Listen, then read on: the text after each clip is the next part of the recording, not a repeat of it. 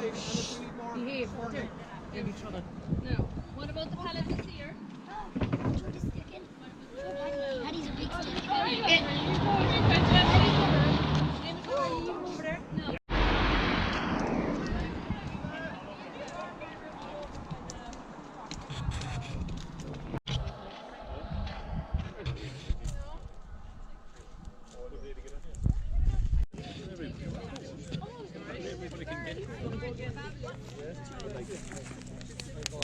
How many schools did we go to Saturday? How many schools?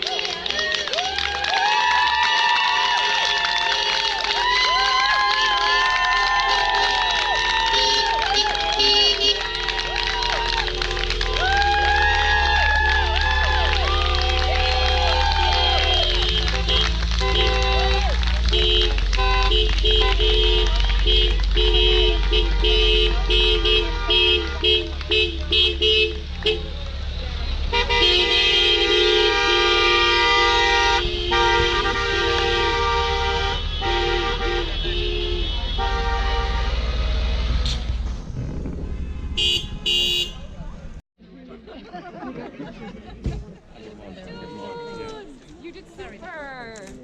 Thank you. Thank you. How are you? I'm good. How are you? Good, thank you.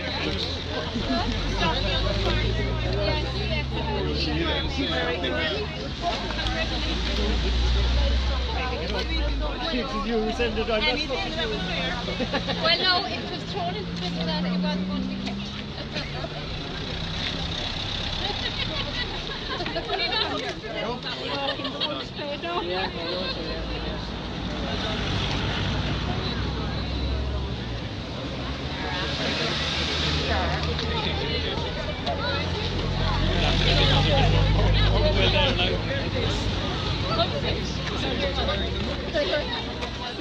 See that? Darragh.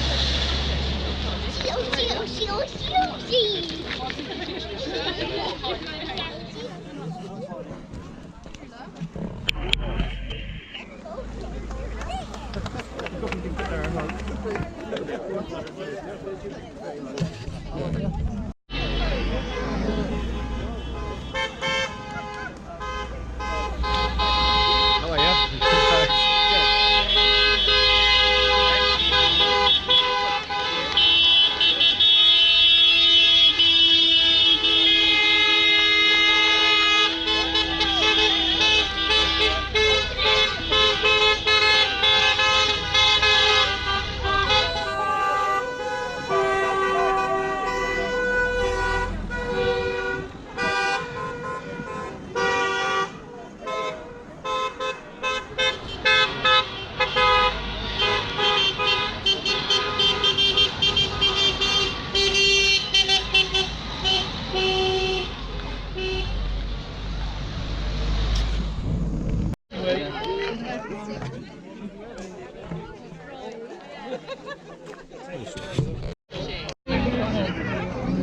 Be careful of the cars.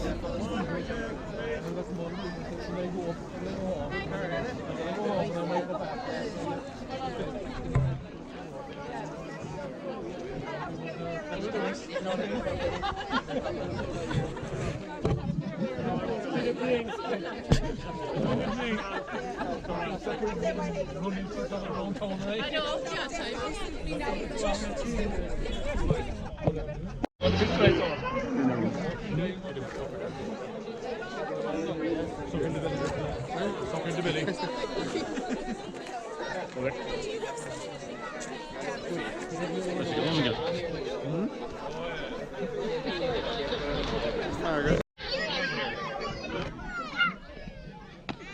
Celebration, sir. It's coming down there. It's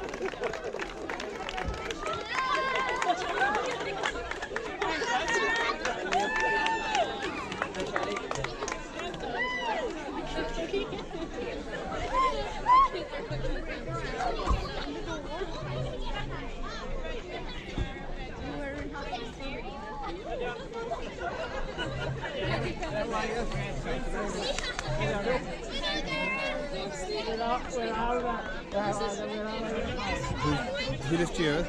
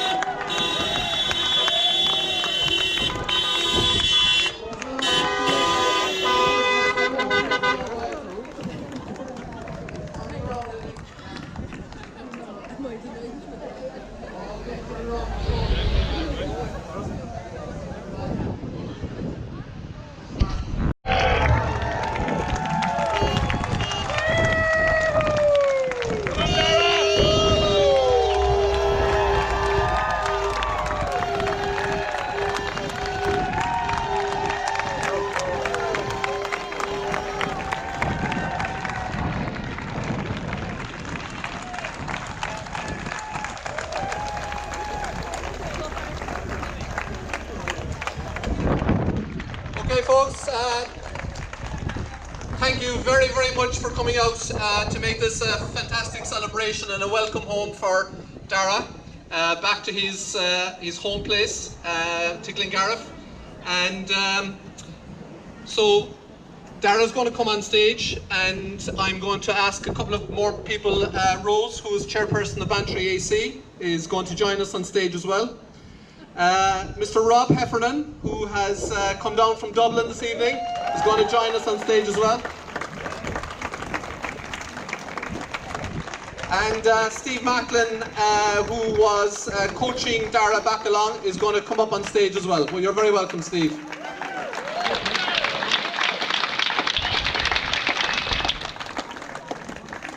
So again, this is a very, very rare occasion when you get somebody who achieves what Dara achieved last Sunday evening, to take a medal at a European event, 5K European event in Sweden last Sunday.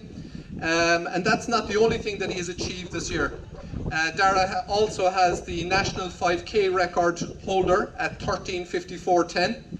He's Munster Schools 1500 record holder for this year. He's the senior boys cross country champion for 2019. He's the Cork City Sports Athletic Person of the Month for last May. That's all up to July 2019. And by the way, he did his leaving cert as well in June, and he had to prepare for all of that. So I think that's a massive, massive achievement.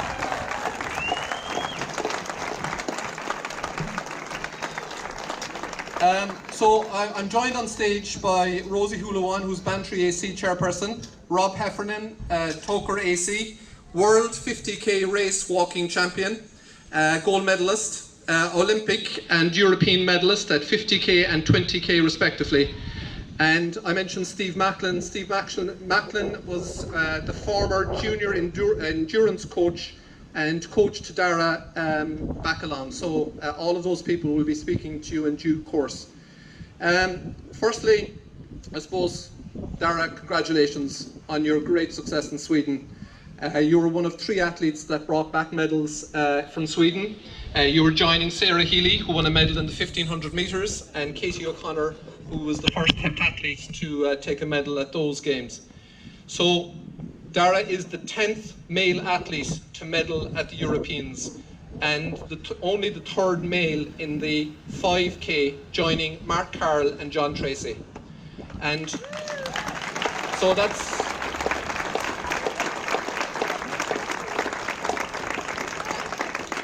So when you mention those 2 names, you can see the level of success that Dara is having at the moment. And also, just in terms of overall success, the 3 medals which were won this year were only the 18th medals which were won at the under-20 Europeans in the 26 times that it has run in the past 50 years. So it just gives you an idea of the enormity of what Dara has succeeded in. So, just to mention his family, they're extreme. They must be. I can't just believe. I'd say how proud they must be for Dara's success. Mother Breda, who's also a coach at school level.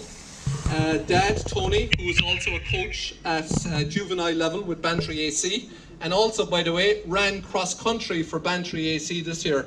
So, Tony, well done and all that. Fair dues to you.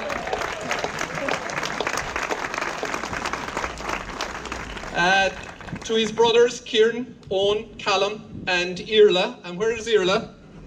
Irla is 5 years of age and he's our youngest park runner. He comes to park run very often and helps out. So well done, Irla. You're doing very well.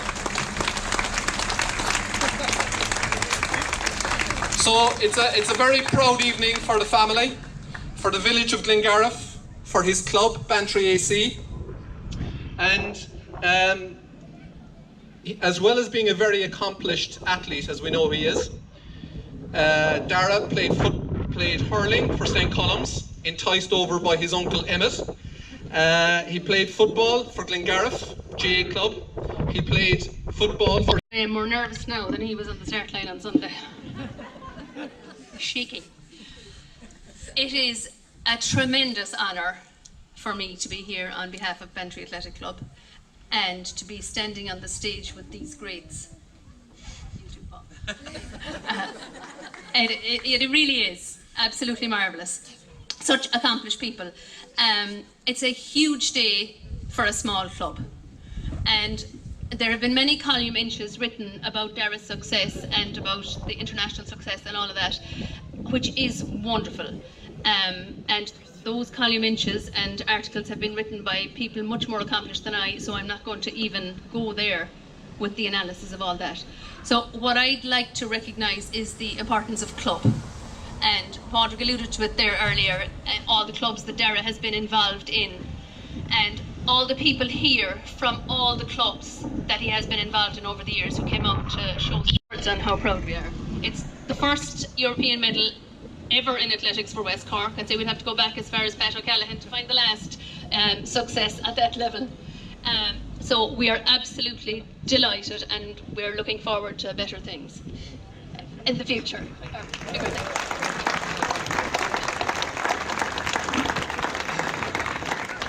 Thanks, Rose. Rose said she wanted to go and speak before Rob Heffernan because she wouldn't speak after him because Rob, as you know, is a great man to talk. So, Rob, you're up next. His role of honour is amazing, and I'm delighted, Rob. I know the two of you are good friends, yourself and Dara, and obviously Steve as well. You're all, in contact with each other. But your support, and Dara has mentioned it, is fantastic for him. And the fact that you came down from Dublin this evening to be with us here this evening and to celebrate and to acknowledge the huge effort and achievement that this is, we're really, really delighted that you came down. Thank you very much. Thanks very much, lads. First, I'd just like to reiterate everything that Rose is after saying, and just kind of give my own kind of background into the story. Myself and Stephen grew up together. So indirectly, I've known about Dara for years because Stephen's he's a great coach now, but he's such a passionate sports enthusiast, and I've heard about Dara and Dara's attitude all down through the last few years. And do you know what, to be honest, I'm always sceptical of fellas who are kind of go to 15, 16, 17 that they'll drop off. It doesn't really impress me, to be honest. And there was only a couple of years ago, the lads came out to my training camp in Spain, and Dara had a lot of success, and I kind of got to know him more personally, and I got to know his family as well along the way. And what really kind of impressed me about him, being an Irish guy, that he had such a great balance. Lovely guy, lovely family. I've got to meet his family, and on a normal personal level, he's really mannerly and a lovely, very unassuming. But don't be fooled by it. I remember going out to the track on a day, and I was only saying it the other week at an awards. It was the year that I retired, and I was really struggling to hold on to the sport, because the sacrifice and the dedication and all of that, it doesn't really come into your head when you really want it, lads. When you're really just in that moment, and it's the only thing that you live for. You just want to win, and you want to get better, and you're blind to everything else that goes around, that the support network around you, your family, your community, your coach. You're just so driven and selfish yourself. But I think the last year when I was coming out of the sport, I was starting to see all of these things, the effect that I had on my family, the sacrifice that I was making them make for me. And I remember going out to the track in Guadix one day, and the lads were doing a session, and I was finished mine, and I was watching Dara training on the track, and this really nice young fella who was having dinner with us every evening, and kind of, little bit of a rogue in him, like little bit of a messer, and he giggling, and I'm watching him on the track, and I'm like going, this fella's an animal, like where did this guy come from, And he just watching him, in one way, it made me realise that my time was nearly up. I didn't have that animalistic desire anymore. And when I seen it in him, it was just real refreshing to see a guy who had the balance, who could be a normal person, have a bit of crack, but when he was doing his work, he had that look and that desire and that determination. And then with what Stephen was telling me about him for the 3-4 years prior, it all started coming together. So, like even last week, I knew when he was competing in the European Championships, like I put out a message on social media about him, and win, lose or draw, I think with this guy, and as long as he stays involved in sport, and he's closing his career now, and an unbelievably successful junior career. And like, guys, to put it into context, athletics isn't a professional sport in Ireland, and it might be, we're all GA orientated here, but when you go into Europe, kids Dara's age are training in professional setups. It's so professional, the support structures that they have from 16, 17, 18, it's incredible. And for somebody his age to go to Europe at a young age in a country that are predominantly we're behind Europe, We matured a lot. He's definitely a lot more mature than I was at 27, 28 anyway, and he's only 18 or 19. But it's such a huge achievement. And the two athletes who won the medals beforehand, John Tracy, who went on to win an Olympic silver medal, all the world cross-country titles, and Mark Carroll, who in my opinion is the greatest Irish athlete ever. He was such an incredible talent, and for Dara to join that elite group to win a medal at the European Juniors, and to hear him given out about, he's disappointed because he's so competitive, he wanted to win, and that's a healthy attitude to have as well. But but again, I think the stuff that he doesn't realise, obviously he has that winner's mentality is in his DNA and that talent, but the support of his family, I think the professionalism of Steve around him growing up, that, you know, organically he just put a really professional environment around, and the support of the community here tonight. I think, you know, you're very lucky for the next 10-15 years. Hopefully Darragh's going to progress again over the next 3 years, and he's going to be running in Olympic Games, and, you know, there's going to be mighty crack in the village down here, and it's great for him to know. And I know from when I was competing in London, I think a massive driving force for me was when I look back and realise the support of the people that I have at home. And it becomes for everybody then. It's not just for the athlete himself. It's really important that when he's out in the lonely winter training nights and you're running up the mountain, that you know that you have the support of, first and foremost, your community. And then it's obviously going to grow for Darragh out to the whole country, and it's great. It's great that he's had this success, and I think it's great for this area as well, and I hope that it gives athletics a massive injection of positivity, and it's going to, you know, deliver more champions from down here. So Darragh, well done, boy.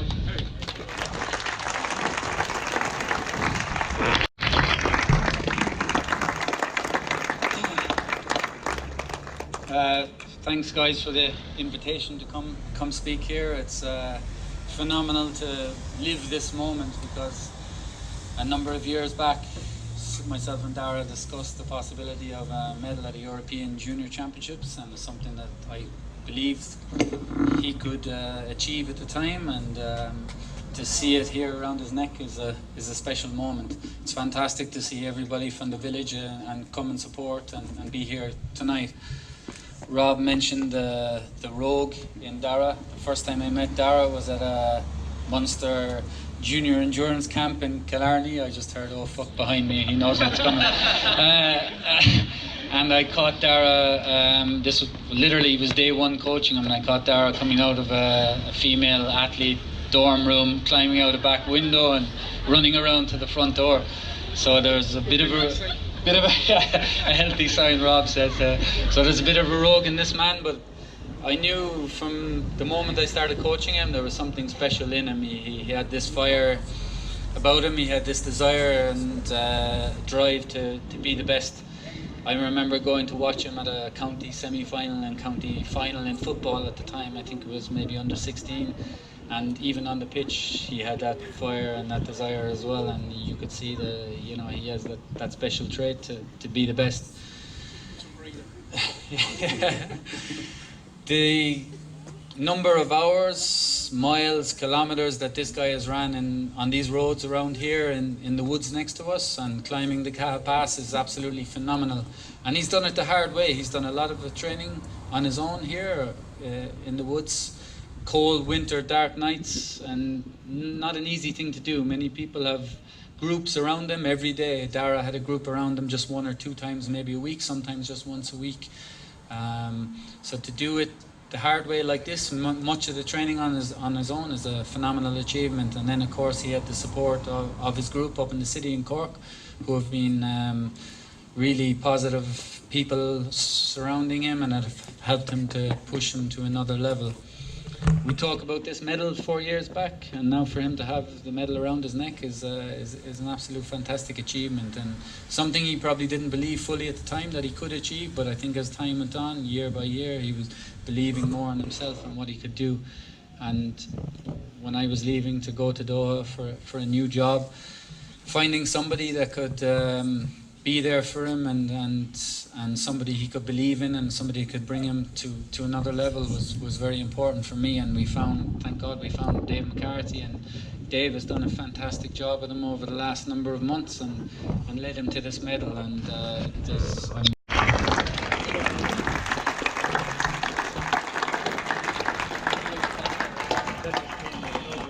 by all accounts, Dara takes a bit of handling from the 2 lads that I've just saw. But anyway, he's on the right road. So we've all spoken. I think it's time to hear from the man himself, the medalist in Sweden. So Dara, up you come, and the crowd are yours.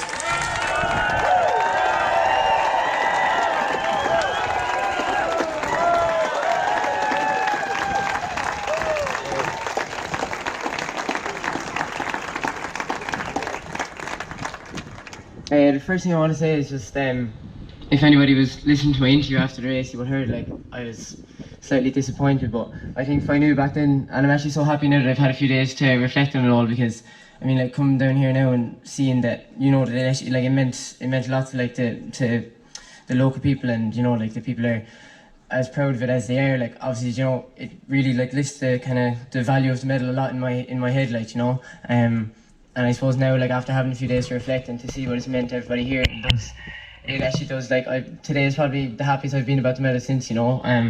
And yeah, it's just unreal. So thanks so much.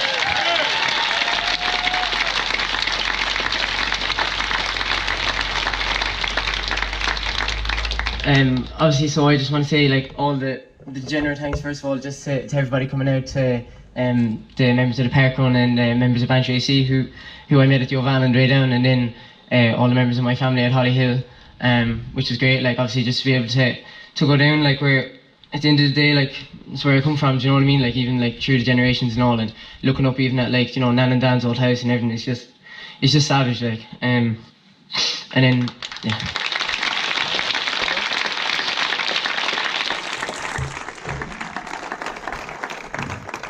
And then the same thing coming down, and, like, there was such a big crowd at the G.A.A. club, and as people would have mentioned, like Glengarriff G.A.A., like, is where it all started for me, you know. And even, like, I'd say the last time I had a good proper cry, like, where I just couldn't stop, was the last time I ever played a game of football for Glengarriff, you know.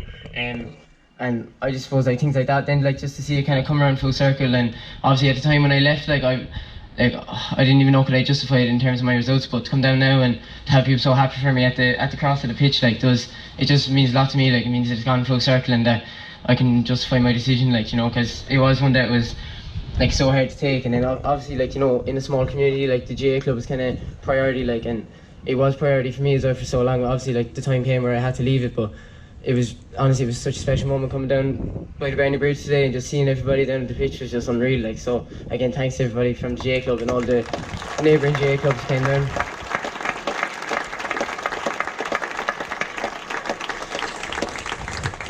And then, of course, like, to everybody in the village, like, it's just savage. Like, even, like just stand next to Bernard's, like, so I've been working in Bernard's since I was 14, and I mean, like, oh yeah, sorry, I wasn't serving drink, I was just collecting glasses, like, but yeah, no, to just see everybody, like, even just, you know, like, just familiar faces around the village is just unreal. Like, and like, I always joke with, like, all the lads I be training with and stuff, that when I'm away up in the woods, like, I can do my own thing, but as soon as I'm running through the village, I try and impress everybody, and I just start fucking pegging it, like, you know. Just trying to justify, like, you know, taking running so seriously and all, and it is great. Like, and I've always felt like I have had the 100% support of, like, even like Bernard was my boss for so long, and, you know, like comes up to August bank holiday weekend, there should be all hands on deck, and I'm jetting off somewhere for a race, like. And I mean, like, obviously I owe so much just to the people of the village. Like, it's just helped me to achieve what I have, and I'm so thankful for that.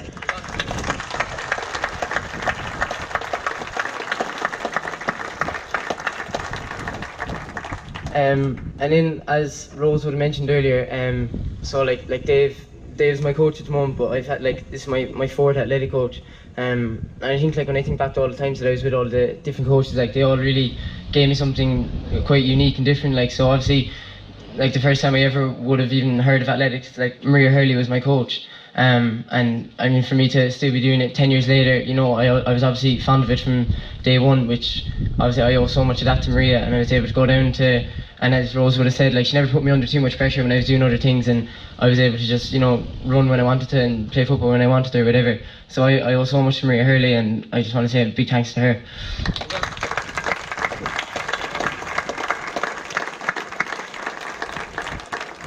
And then from there I moved on to Mike Harrington, who I'm sure is in the crowd here somewhere. And Mike just deserves so much credit, because I mean, like, for me, like, obviously, like, I know it's been said loads of times I was playing football and all that, but I think Mike, like, was the person who really, like, made me realise my potential as an athlete. Because I mean, like, sometimes going up to Dublin, like, for the All-Irelands and stuff when you're younger, it can just be so, it's just daunting, and sometimes, like, disheartening when you are younger, because I mean, you go up there and you might come, like, as Rose was saying, like, 25th or whatever, and but Mike really, like, installed the belief in me that, you know, I could try and make it all the way to the top.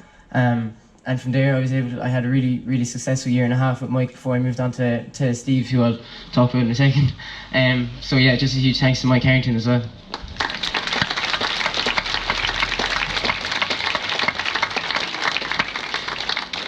And then so then I moved to Steve when I was 15, and I think that was really when I just began to, you know, like have a proper, like a grow for athletics and begin to really kind of again like realise my potential again to another level. Like the year I moved to Macklin, my PB was 4:11 for 1500, and after a couple months in the stable I was running 3:54, and I think that just said to me like straight away that, you know, I can. And like at the end of the day, like it is all about, you know, believing in yourself, but at the end of the day you need to get the belief from people, and like Macklin just installed that belief in me so much. And I mean, like he showed me, like as Rose would have touched on, I mean, when I moved to Macklin it was training camps and it was races abroad, and I just saw all the good parts of athletics that you need to see at that age to really have a love for it, and it just gives you the, I suppose, the want to keep on going in what is like obviously quite a tough sport. So I can't thank Steve enough, and when his time did come to go to Doha in August, it was, you know, like in fairness, it was such a smooth transition for me and all the lads to Dave McCarthy, so just a huge thanks to Steve Macklin.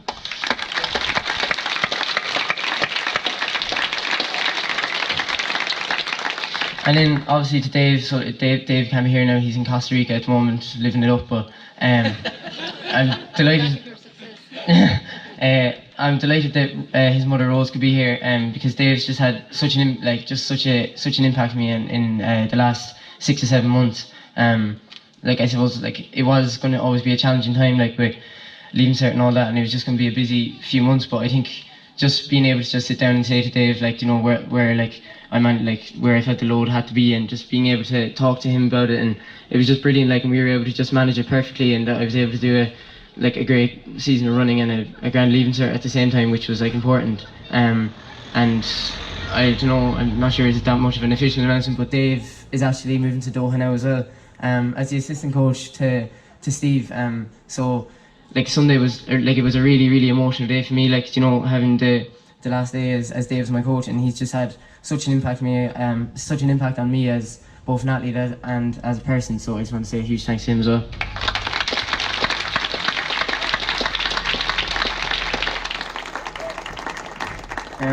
I suppose I think last year night, I like the thing about running, and I was saying to somebody there earlier that the perks and the difficulties of running kind of come into the same thing, and it's kind of just the travel, and it, like, because it is such like a sport where like I might need to go to Belgium to run a standard for a race, like it can be like a financially straining sport, and obviously but obviously you get to see the world, which is great as well. But since I think it was nearly 3 years ago, Finn Barrowshay of Glenview Heating put his trust in me, and I mean, like, that was obviously it's great now, and he looks like a genius because I've a medal around my neck, but obviously back then, like, I was only 15, like, you know, and he had absolutely no obligation to do that, and for somebody like to put your trust in you when you're that age, it's just unreal, like, so just a massive word to Finn Barr.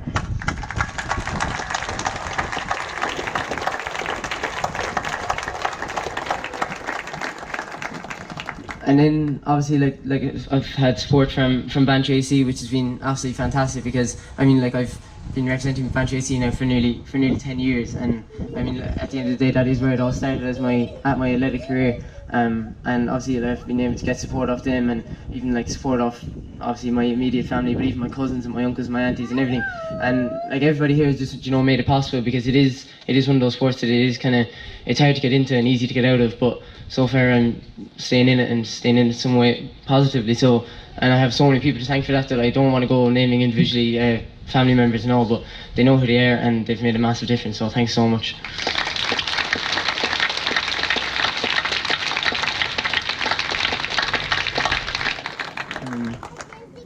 Jeez, I really hope I'm not after forgetting anybody now, but obviously, like, just in terms of thanks, like, it's just a thanks to my family, my friends. I mean, especially like my friends, like they're all down there, and I mean, it is like sometimes like it can be a bit of a nuisance running wise, because I mean, like, essentially now, like, since before the leaving cert, I've just tried to lock myself up with, you know, this was like the only thing that was going through my head was this race, and I mean, like, obviously, like, it's tough, like, it is tough, and I mean, like, sometimes I even feel guilty, like sure, like, the boys only live down the road and I haven't seen them in, you know, a few weeks now, just because I've been trying to, and maybe I shouldn't be focusing that hard, but I have been and all, and I mean, just for them now, like, you know, to come back, and I mean, they could easily say fuck you and just stay home, like, but it is, it's great to have them here, and yeah, so I know it is great, and I'm looking forward now 3 weeks off and be able to just try and act like a normal 18-year-old for a few weeks, which would be great as well. So So yeah, finally, just thanks so much to everybody for coming, and I appreciate it so much. Thank you.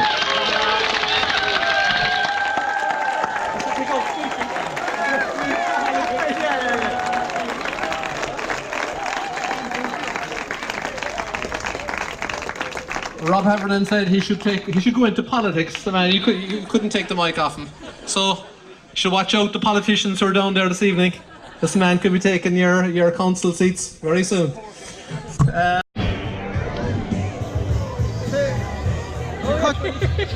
Dan, next up your haircut. Alright, you have a good time. How we did? Oh yeah, you have to.